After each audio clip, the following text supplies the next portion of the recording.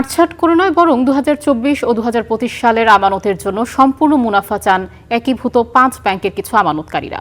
সকালে মতিঝিলে বাংলাদেশ ব্যাংকের সামনে অনুষ্ঠিত বিক্ষোভ থেকে দাবি জানানো হয়।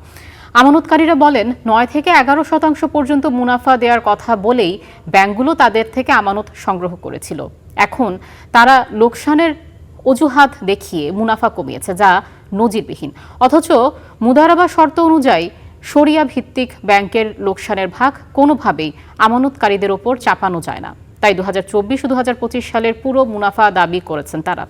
পাশাপাশি এসব ব্যাংকে যারা ঋণের নামে লুটপাট করেছে তাদের আইনের আওতায় আনার দাবিও জানানো হয়। গত 30 November Exim, first security, social ইসলামী ইউনিয়ন ও গ্লোবাল ইসলামী ব্যাংকে একীভূত করে সম্মিলিত ইসলামী ব্যাংকের অনুমোদন দেয় বাংলাদেশ ব্যাংক।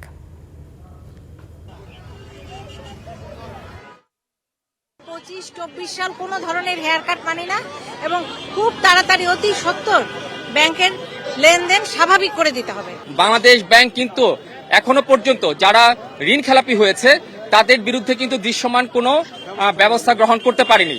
সেই ব্যবস্থা তো গ্রহণ করতে হবে। আমার টাকা পেতে কি তাহলে আমাকে ক্যান্সার রোগী, ডায়ালিসিস রোগী, তারপরে আমাকে কিডনি রোগী প্রমাণ করতে হবে? এটা খুবই দুঃখজনক। আমরা ব্যাংক থেকে টাকা রাখছি, অতি দ্রুত আমাদের আমানত সহ সেই টাকা ফেরত দিবে।